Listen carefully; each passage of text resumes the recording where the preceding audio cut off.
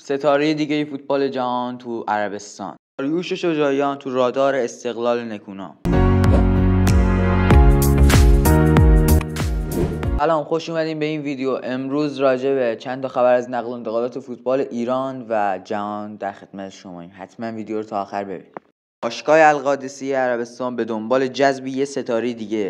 اونا پیشنهاد شگفت انگیزی برای مائورو ایکاردی با دستمزد 25 میلیون یورو در سال و قراردادی 2 ساله ارائه کردن که هر سالی 12 میلیون یورو حدوداً قرارداد. مائورو ایکاردی 29 ساله که الان توی گالاتاسرای ترکیه بازی میکنه. فصل قبل قراردادش دائمی شد با این باشگاه.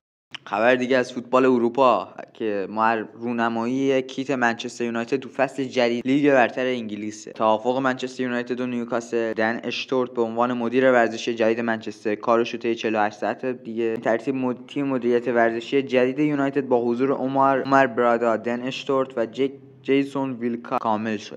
و خبرهای دیگه از فوتبال ایران، داریوش شجاعیان در رادار استقلال نکونامه.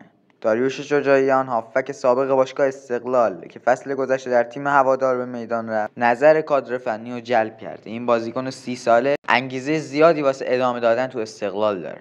و ببینیم با توجه به مدیریت باشگاه استقلال و هلدینگ خلیج فارس انتقال انجام میشه یا نه. حدادی عضو هیئت مدیره پرسپولیس طی مصاحبه جنجالی گفته که ماتزاری داشت به پرسپولیس میومد. بزرگتر از دایی عابدزاده و پروین نداشتیم که به حرفش گوش بدیم. عضو هیئت مدیره پرسپولیس آقای حدادی امروز طی مصاحبه‌ای که با خبرنگارا داشته راجع به ماتزاری و قراردادی که امضا شده بود صحبت‌هایی کرد. ایشون مشورت کرده بود قرار بود بیاد ایران.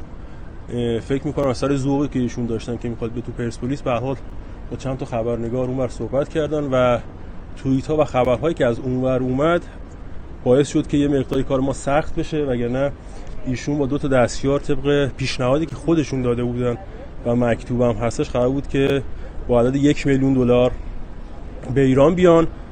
آقای حدادی همچنین ادامه داد که با جدایی 1-2 نفر پرسپولیس لطمه نمیخوره، با کنایه به مهدی ترابی، علیرضا بیران و صحبت‌های باشگاه بزرگ پرسپولیس انقدر بزرگ هستش که اگر 1-2 تا بازیکن از جمع ما جدا بشن باشگاه صدمه نخواهد دید. به هر حال من فکر نمی‌کنم تو فوتبال ایران بزرگتر از آقای علی دایی، آقای مهدوی، آقای کریم باقری، آقای احمدرضا عابدزاده، حتی سالهای دورتر خود آقای پروین داشته باشیم. تمام این عزیزان پیشکسوتان از باشگاه پرسپولیس که رفتن ولی خللی تو کار باشگاه پرسپولیس به وجود نیامد.